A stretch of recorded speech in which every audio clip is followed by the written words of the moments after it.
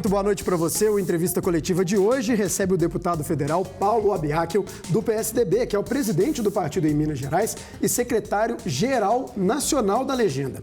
A gente vai falar muito, claro, sobre política e também sobre o futuro do PSDB, que já foi um dos principais partidos do país, mas que perdeu espaço nos últimos 10 anos. Ao meu lado, o diretor de jornalismo da Band Minas, Murilo Rocha. Muito boa noite, Murilo. Boa noite, André. Boa noite, Paulo. Muito obrigado por aceitar o nosso convite. Muito boa noite, Orion, o nosso comentarista de política, que também nos ajuda aqui a formular as perguntas para o deputado. Prazer, André. Boa noite, deputado. Murilo, prazer estar aqui. Muito bem-vindo, deputado. Eu queria começar com essa questão que foi colocada, né? O PSDB, historicamente, um dos principais partidos do país, tendo presidente da República, em todas aquelas disputas também, né? PSDB, PT, né? Se colocando como uma polarização naquele momento entre as duas legendas. E nos últimos 10 anos, a gente vem vendo uma perda de espaço por parte do partido. Na opinião do senhor, qual que é o futuro do PSDB? Quais são os planos, de fato, para os próximos anos da legenda? Muito bem, André. Primeiro, uma saudação aos que nos escutam, que nos assistem. Um abraço ao Murilo, um abraço ao Orion, grandes figuras do jornalismo mineiro. Uma satisfação estar aqui na Band, essa grande emissora que orgulha a todos nós. Um abraço a você que está em casa nos assistindo. Vou procurar ser o mais objetivo possível, mas essa sua primeira pergunta cabe uma pequena introdução explicatória. Nossa última disputa à presidência da República foi no ano de 2014, quase ganhamos a eleição do PT, sempre fomos oposição ao PT. E então, a partir daí, nós tivemos uma mudança muito profunda na realidade política brasileira, decorrente de vários fatores, aqui não vou me alongar, dentre as quais o surgimento muito forte do bolsonarismo, a influência das redes sociais. Isso mudou muito o panorama político brasileiro e o PSDB, o partido de ideias, um partido programático, foi muito abalado e muito prejudicado com isso, dando, obviamente, espaço para que o bolsonarismo, digamos assim, ocupasse e tomasse grandes partes dos nossos apoiadores que se situavam ali no centro e na direita, centro-direita, vamos chamar assim, não a direita radical. Essa sempre foi direita radical. Mas lutava contra o PT e às vezes se via também votando no PSDB, embora nós nunca tenhamos tido um papel de radicalismo. E, em razão disso, não só o PSDB, mas como todas as partidas do chamado centro político, e aí, por favor, não confundir o telespectador com aquilo que se chama hoje de centrão. Centrão é o pragmático, é o adesista, é completamente diferente. Centro é aquele que é moderado. Nós sempre nos pautamos por essa condição de maior moderação no ponto de vista político, nosso ideário. Nós somos muito prejudicados. O PSDB, que toda a vida era o farol da oposição, disputava contra o PT as eleições, foi muito prejudicado. Mas a política é feita de ciclos e eu tenho certeza que um novo ciclo virá e o PSDB estará de volta a qualquer momento ainda mais forte do que esteve. Deputado, o senhor fez uma explanação aí de 2014 até agora, né? Como o partido foi perdendo espaço em razão desse fenômeno que a gente chama de bolsonarismo, vamos dizer que esticou a régua, né, muito para a direita, e o PSDB se viu meio numa crise de identidade, ficou meio sem saber, a meu ver, para onde iria, né, qual seria o novo espaço dele. Mas nesse momento a gente vê o senhor, o governador Aécio Neves, ex-governador Aécio Neves e outros nomes importantes do PSDB se reunindo com outras legendas. Se reuniram com o MDB e com outros partidos, conversando aí sobre possibilidade de fusão. Ou eu queria saber, corre isso do PSDB acabar ou caminha mais para uma fusão com outro partido, mas mantendo o nome PSDB? Muito bem, Murilo. Boa pergunta também. As siglas desaparecerem é algo bastante comum na história do Brasil e acontece a cada 30 anos, né? Foi assim com a UDN, com o PSD, que não tem nada a ver com o PSD atual. PFL, DEM, né? Isso é algo bastante comum. Eu acho que o que é importante hoje para o centro político, para nós escaparmos desse processo de radicalização, que ele, não se iludem, é altamente prejudicial para o futuro do país, diminui muito o padrão do debate político, radicalização, radicais contra radicais é um desastre na política em qualquer país do mundo. E é o que está acontecendo hoje no Brasil. Então a classe política, sabiamente, vem procurando, sobretudo os partidos de centro, vem procurando se aglutinar. Ao falar em aglutinação, isso envolve conversas com o MDB, com republicanos, com o PSD, com outros partidos como o Podemos. E, sim, eu acredito que o quadro político partidário vai se alterar bastante nos próximos 60, 90 dias. E o PSDB já tem muito bem encaminhado a fusão com outros partidos, mantendo o nome do PSDB.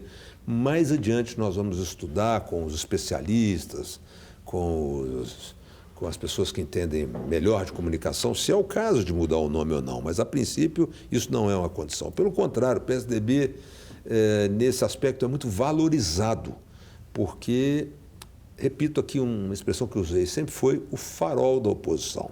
Portanto, já teve um presidente da República, já organizou a economia com o Plano Real, fez a lei de responsabilidade fiscal, governou São Paulo por 25 anos, Minas por 16 anos, tem tantas realizações. Foi o partido que começou os primeiros planos de distribuição de renda, mais tarde rebatizados, na verdade, de Bolsa Família. Então, nós temos muito o que mostrar e exatamente por isso ainda temos muitos adeptos. Então, é ainda uma discussão a ser feita adiante. Mas, seguramente, a fusão com outros partidos, na figura jurídica, né, da fusão, isso já está absolutamente determinado, muito avançado, e também pode envolver algo que até não gosto muito. Eu não gosto do instrumento da federação. Acho que foi algo ali para tentar diminuir o número de partidos. Ok, vai funcionar, os partidos vão diminuir. Cairemos para 15 partidos, de 30 cairemos para 15, depois para 8, que já é um número muito bom. E talvez a gente possa também evoluir, primeiro para uma fusão com outros partidos, depois para uma federação com outros. Tudo isso para permitir que o centro programático, o centro contrário a esse radicalismo, tenha condições de oferecer um projeto político para o eleitor nas eleições de 2026. Deputado, tem uma lenda, ou talvez seja aí algumas lições, né, sobre a atuação partidária, né? O PSDB deixou de participar de eleições, não disputou a prefeitura recentemente, o governo do Estado e a presidente da República. Isso prejudica, afeta o desempenho do partido, deixando ele sem condições, quer dizer, não desenvolve essa musculatura, essa força política? Sim, sem dúvida.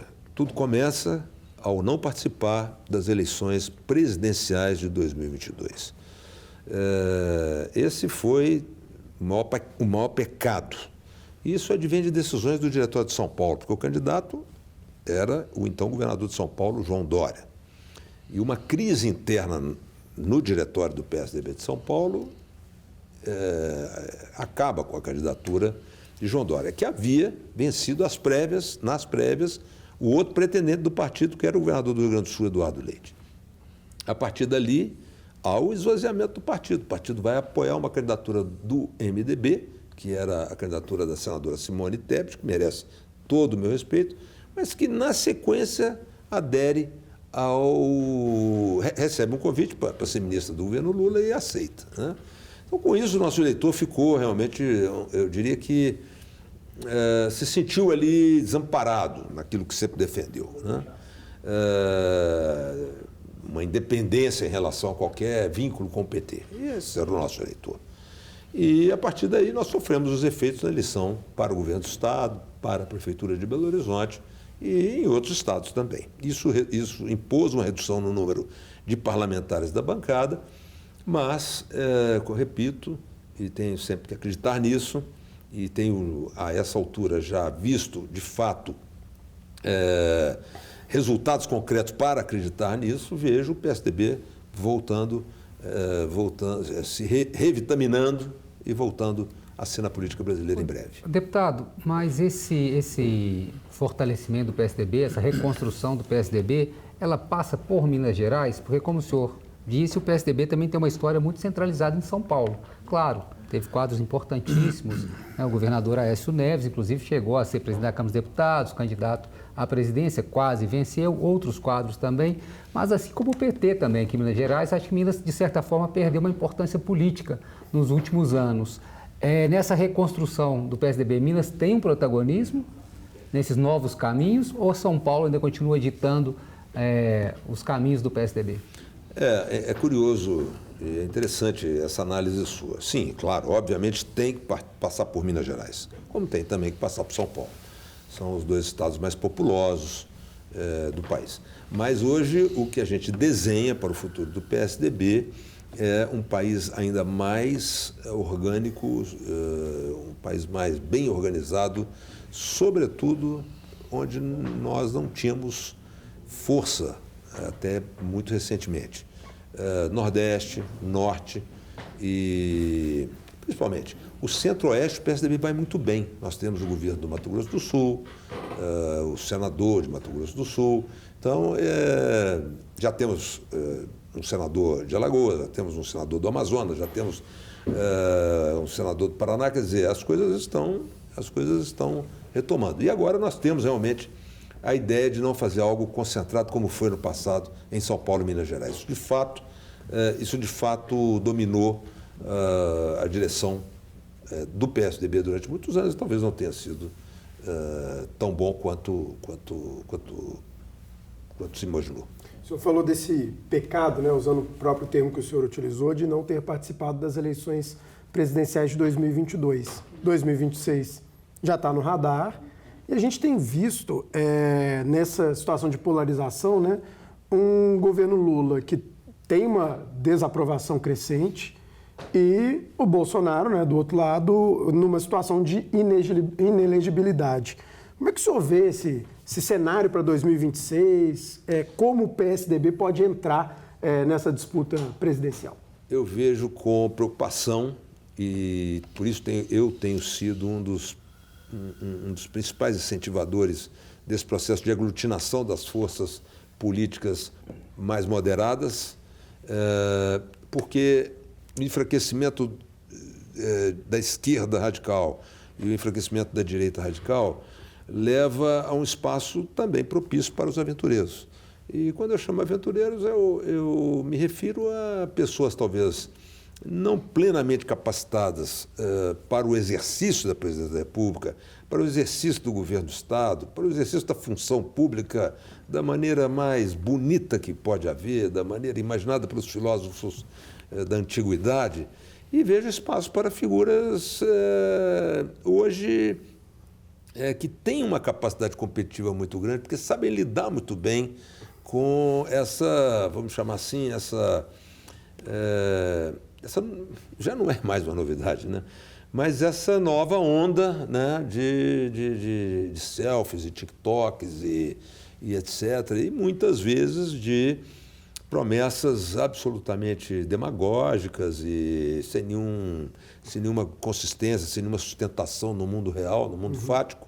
É uma coisa que serve muito bem para a campanha, mas depois, na hora de sentar na cadeira, seja de presidente da República, seja de governador do Estado, vai ser um desastre. Então, há sim uma preocupação muito grande. Por isso, essa preocupação ela é de muitos, tem havido essa tentativa de fortalecer os moderados, os independentes.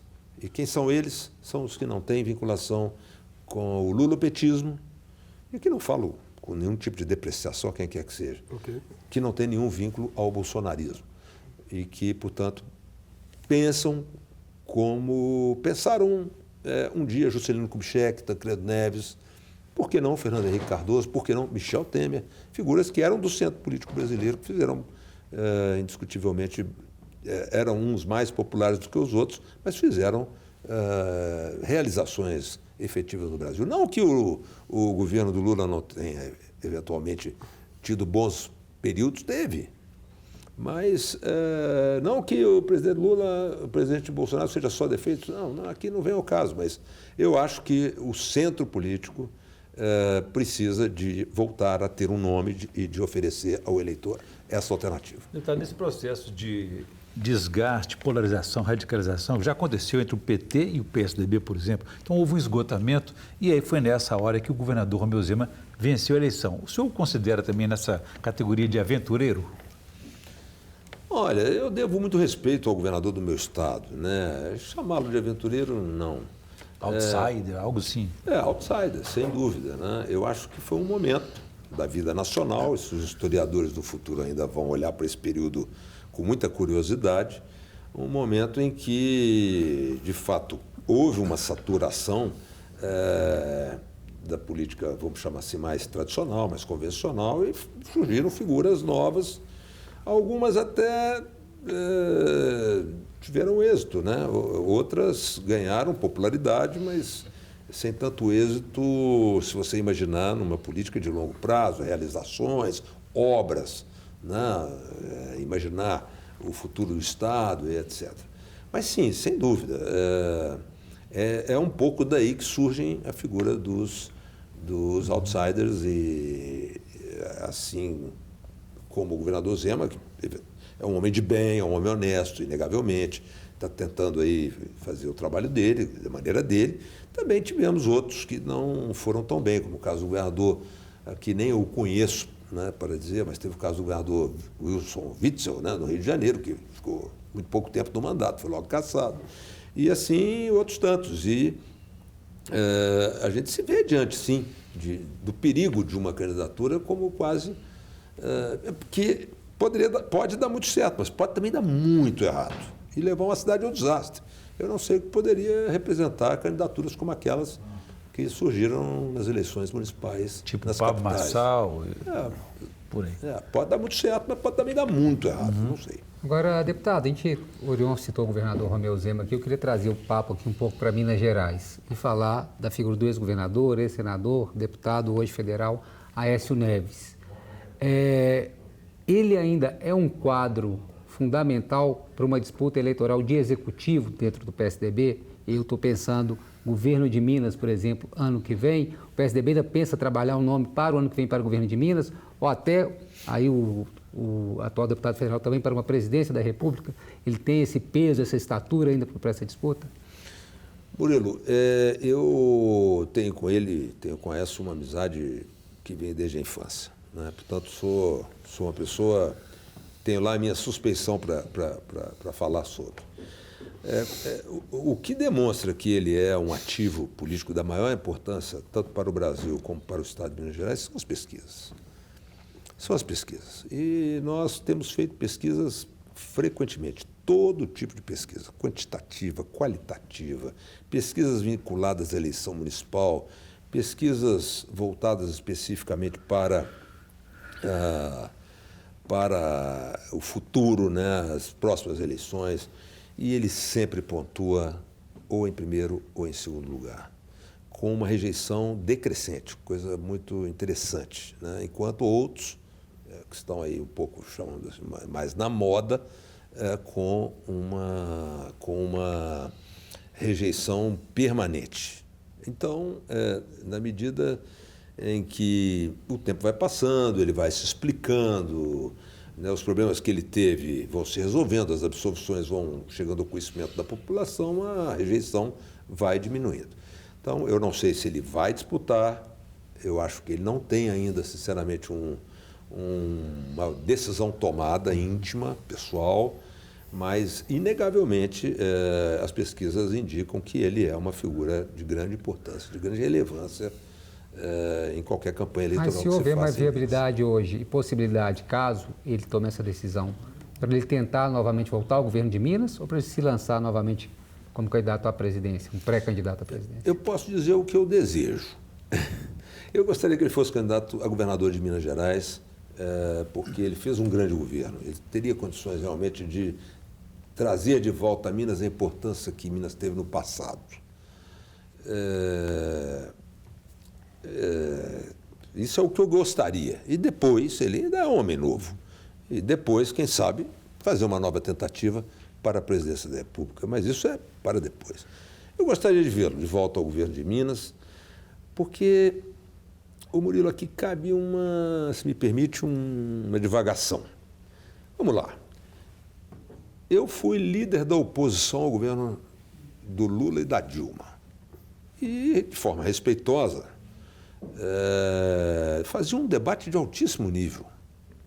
E esse debate era caloroso, era firme, forte, sabe, André e Orion?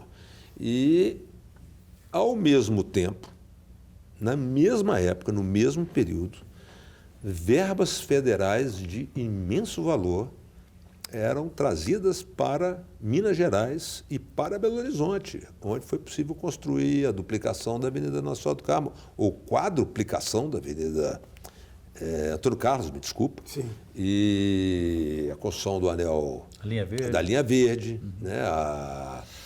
Então, quer dizer, há um certo engano hoje na forma como o atual governo se posiciona em relação a isso. Por quê? Porque talvez não tenha know-how político. Só lembrar que naquela época o presidente era do PT, né? O prefeito do PT e o governador do PSDB. Eu, na Câmara, era o líder contra o PT. Fazia debates quentíssimos lá, mas muito diferente dos atuais, porque eram respeitosos. Era de ideias, não era de grosserias.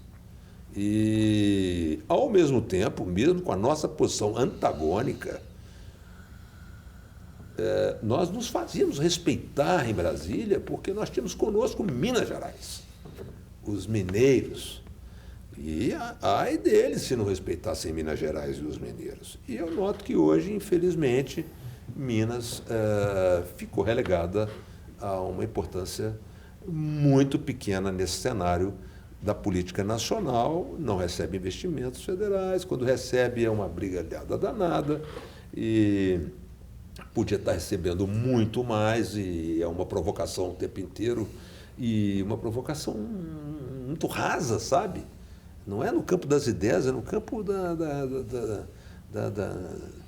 assim, sei lá, não é algo consistente. Então eu gostaria de ver o Aécio de volta para recolocar Minas com a importância que Minas teve, repito, quando teve os grandes nomes sentados no governo de Minas. Aí eu acrescentaria, além de tantos outros que eu já citei aqui, Juscelino, Tancredo, o próprio avô dele, Itamar Franco, ele próprio como governador, Minas era muito respeitada.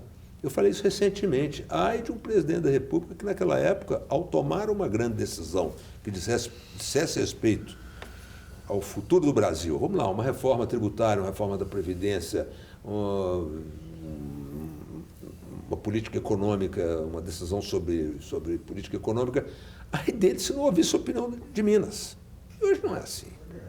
Hoje Minas não tem importância nenhuma na preocupação da preocupação de Brasília, vamos falar assim. Deputado, ainda nos desafios partidários, o PSDB é contemporâneo do PT.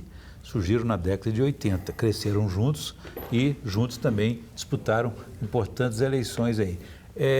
Mas um partido ele é feito de lideranças e de militância. O PT também sofre os desgastes desse período todo aí, mas ele tem uma liderança maior, que é o próprio presidente Lula, que foi, inclusive, eleito pela terceira vez. E tem uma militância forte. O PSDB se ressente desses dois quesitos, não tem uma liderança forte nacional e não tem também militância? Vamos à origem, talvez, para explicar para o telespectador a origem disso. Eu acho que o Lula, com todos os méritos que ele possui, não é porque eu sou contra o governo do Lula que eu não vou reconhecer nele um estadista, né?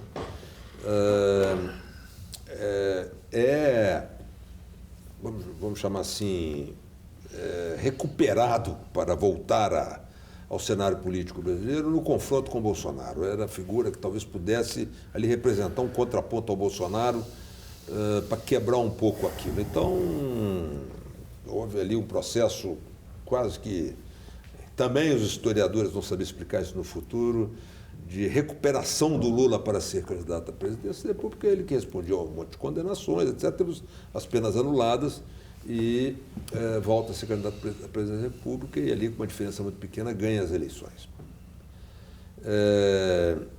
A militância diminuiu, não resta a menor dúvida. Nós sabemos que hoje o PT já não tem mais a mesma força que tinha no passado. Sim, o PSDB sofreu de um problema geracional. Os fundadores do partido, com o tempo, foram com a idade, né, foram saindo de cena. Aécio era o condutor dessa transição e também teve os seus problemas, junto com tantos outros, numa fase de saturação do ambiente político naquela época, saturação vinda não só da população, mas vinda também do Ministério Público, do Judiciário, de todas as frentes. E, claro, e não obstante a nossa militância tenha diminuído, ela ainda é muito, muito forte. Nós temos aqui em Minas, só para se ter uma ideia, em 853 municípios, nós temos 670 diretórios. Com 30 partidos existentes, nós ainda temos quase uma centena de prefeitos. Somar com os vice-prefeitos, são 100 e tantos. Então, milhares de vereadores. Então, nós temos um corpo muito musculoso ainda. Deixa eu fazer uma rápida pausa, porque a entrevista coletiva volta em 1 minutinho com a sequência dessa entrevista com o deputado federal Paulo Abiaca. Não saia daí.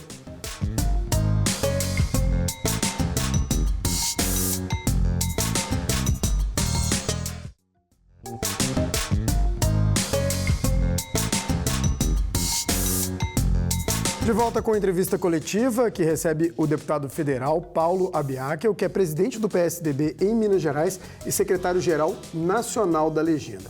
Deputado, eu gostaria de começar esse segundo bloco falando sobre a perda do prefeito de Belo Horizonte, Fuad Noman.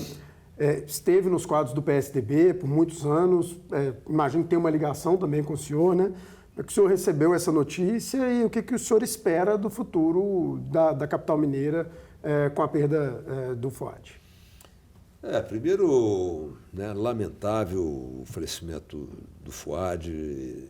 Eu conheço o Fuad desde que ele chegou a Belo Horizonte, vindo do Banco Central, na gestão do início da gestão do Aécio, 2002, né? Ficamos muito amigos. Eu lamento profundamente. Acho que ele travou uma luta contra o radicalismo, que afetou a saúde dele.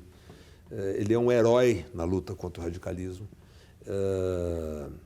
Um homem que usou de suas últimas energias para impedir, ou para, enfim, fazer com que aquela união fantástica que se deu, que eu desconfio, viu? E talvez ele tenha sido o precursor de um novo Brasil no campo político. Porque aquela união que se deu de diversos partidos em torno do nome dele é o que eu acho que pode acontecer no futuro, na eleição para o governo do Estado, na eleição para a presidência da República. E, então, eu digo que não sei o que pode acontecer, faço votos que o novo prefeito Álvaro Damião tenha muito êxito, terá todo o nosso apoio, enfim... mas, sem dúvida nenhuma, uma perda muito sentida por tudo que o Fuad representou, que ainda algo que talvez ainda não tenha sido tão bem percebido, mas ele teve um papel histórico muito importante na política de Belo Horizonte, com reflexos na política estadual e na política nacional. Deputado, o senhor falando aí do Fuad, falou que ele enfrentou um momento histórico aqui em Belo Horizonte, que foi essa luta talvez contra a extrema-direita e até mesmo... eu lembro em 22, quando ele assumiu, né, teve aquela questão das pessoas na frente dos quartéis, ali ocupando os quartéis, e ele aqui em Belo Horizonte botou a Guarda Municipal para tirar as pessoas, enquanto a Polícia Militar do Estado fazia meio vistas grossas ali, e ele colocou a Guarda Municipal para tirar aquelas pessoas. Mas, apesar disso, a gente vive ainda um clima nacional dessa polarização, desse radicalismo, desse extremismo. Fato é que o senhor está lá no Congresso e tem uma pauta lá sobre anistia em cima justamente das pessoas que tentaram um golpe no dia 8 de janeiro de 2023, quebraram, né, o STF, invadiram o Congresso, depredaram, inclusive o Palácio do Planalto também foi invadido. Queria saber como o senhor trouxesse para a gente esse termômetro, como é que está essa pauta lá, qual que é o posicionamento do senhor, do partido, sobre essa questão da anistia a essas pessoas envolvidas nesses atos. Muito bem, Murilo. Eu quero dizer, olhando para o telespectador, que eu sou a favor da anistia. Eu só pondero que... Então, quero repetir, sou a favor da anistia. Pondero que fica muito difícil a gente dizer que vai votar a favor de um texto que a gente não conhece. Anistia em que condições? Anistia ampla, geral e restrita, anistia para todos, anistia... Então, eu acho que é preciso tomar esta cautela no momento adequado. Porém, eu tenho também comigo uma esperança de que o próprio Supremo Tribunal Federal possa, em sede de julgamento de recursos processuais, onde toda a corte esteja reunida, possa gerar também uma dosimetria, como é chamada, a medição daqueles que têm muita culpa, daqueles que têm pouca culpa, daqueles que não têm culpa nenhuma. Culpa nenhuma, não sei. Mas é preciso identificar melhor aqueles que estavam imbuídos do propósito de fazer verdadeiramente um ato antidemocrático, anticonstitucional. Talvez esse texto que eu me refiro deva fazer referência a uma forma de, ao invés de dar a essas pessoas uma anistia, dar a ele o devido processo legal, com duplo grau de jurisdição. Ele vai então se explicar, vai responder a um novo processo, vai se defender, foi condenado, vai ter o direito ao recurso de apelação, foi condenado outra vez, terá direito a embargos de declaração, foi condenado pela terceira vez, vai ao recurso especial no Superior Tribunal de Justiça. Bem, eu acho que isso é para aqueles cuja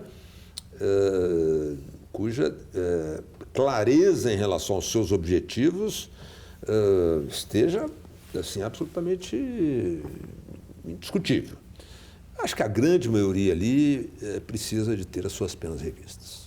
Deputado, Minas Gerais vive um desafio aí a respeito do seu futuro, não só político, mas como também econômico, a questão do saneamento das suas contas. Existe um projeto, provavelmente a bancada federal será chamada, será consultada a respeito disso, que é a federalização ou privatização. O patrimônio público de Minas Gerais está ameaçado com esse processo de privatização por conta desse endividamento alto, que vem de mais de 20 anos já. Como é que o senhor se posiciona a respeito de federalização das empresas estatais ou privatização delas e essa renegociação está sendo feita no Congresso? Eu sou totalmente contra a federalização das empresas estatais mineiras, isso é um patrimônio dos mineiros. Eu acho que no atual estado em que elas se encontram, em razão do modelo econômico adotado pelo governador Romeu Zema, elas estão depreciadas, precarizadas, portanto, não sei se é o momento adequado para a privatização e, mais do que isso, eu acho que é perfeitamente possível pegar a ideia do plano de recuperação fiscal proposto pelo senador Rodrigo Pacheco e já aprovado e com as alças ali previstas, com as possibilidades ali previstas, buscar no diálogo, na política, na alta política, na respeitosa política, e algo que Minas precisa mais do que nunca, e um bom governador do Estado terá condições de fazer isso, o governador do Estado respeitado precisa fazer isso, e fará, porque Minas tem que ser respeitada, terá condições de trazer ainda melhores condições para a recuperação do Estado em meio ao pagamento dessa dívida que ficou muito maior nos últimos 6 anos. Pegando o assunto da semana, eu gostaria que o senhor falasse um pouco sobre essa questão do tarifaço do Trump. Como é que isso chegou na Câmara? O que pode ser feito por parte do nosso legislativo, do governo de uma maneira geral, para o Brasil se proteger ou responder, ou não é momento disso? Como é que o senhor viu esse anúncio polêmico aí do Donald Trump? Olha, aí é uma análise mais minha e também, obviamente, acaba sendo objeto de qualquer mesa de conversa em Brasília, né? O presidente Trump tem usado de uma estratégia muito interessante, curiosa, prejudicial e questionável. Ele lança balões de ensaio, né? Que depois não se traduzem em realidade, né? Eu, sinceramente, tenho muitas dúvidas se esse tarifaço vai realmente ser objeto de uma mensagem ao Congresso Nacional para aprovação no Congresso dos Estados Unidos, que é um Congresso firme e duro à beça, não é? Inclusive porque há quem ali enxergue até mesmo certa preocupação com aspectos constitucionais. E a Suprema Corte dos Estados Unidos também não é brincadeira, não. Se precisar derrubar, derruba. Então, eu acho que, por enquanto, é um balão de saio, como tantos outros do presidente Trump em relação a tantos outros temas. Vamos só lembrar que ele, certa vez, declarou que ia fazer da região da faixa de Gaza uma área de turismo de alto luxo. Então, lógico que isso não vai acontecer jamais, porque isso é um assunto muito sério para ser objeto de brincadeira, e isso é um assunto que, no mínimo, não tem o menor cabimento, né? E envolve dezenas de povos, né, de civilizações, etc. Então, eu não sei, eu quero acreditar que não será bem assim. Mas foi recebido com preocupação, negável, porque afeta a economia brasileira. Deputado, nosso tempo já está esgotando. O vice-governador Matheus Simões, provavelmente candidato à sucessão de Romeu Zema, aí já falou publicamente sobre isso, ele critica repetidamente a questão da cidade administrativa e atribui ao PSDB, do qual ele já fez parte, inclusive, ali uma certa irresponsabilidade na construção e depois também na gestão e administração dos prédios. Como é que o senhor vê essas críticas? O que o senhor vê ali de verdade? O que é política? Bom, a gente recebe tanta informação o tempo todo e tem que ler tanta coisa o tempo todo e você, para ser um deputado influente na Câmara, como graças a Deus eu tenho sido sempre selecionado como um dos mais influentes do Congresso Nacional, a gente é obrigado a estar por dentro de tudo que vai à votação, de todas as opiniões, de todos os grandes jornais, de todos os grandes editoriais. E eu confesso que eu não tenho lido muito sobre essas opiniões desse rapaz, não, sabe? Me parece, não obstante as qualidades que ele deve ter, né? Parece um advogado no passado, um advogado competente, me parece assim, uma visão ainda meio jejuna, meio jovial, assim, da política enfim, de Minas Gerais. Deputado, a entrevista coletiva já está terminando. Gostaria de agradecer ao senhor pela participação e uma ótima noite. Eu que agradeço. Para mim é uma honra muito grande estar aqui nesse belíssimo estúdio, ao lado de três dos mais importantes jornalistas brasileiros. E para você, telespectador, meu muito obrigado. Foi a inauguração do estúdio, né? Muito obrigado, Orion. Foi um prazer. Muito obrigado, Murilo. Prazer, boa noite. Até a próxima. E muito obrigado a você aí de casa. Você pode acompanhar todos os outros programas da Band Minas no nosso YouTube. A página é exatamente TV Band Minas.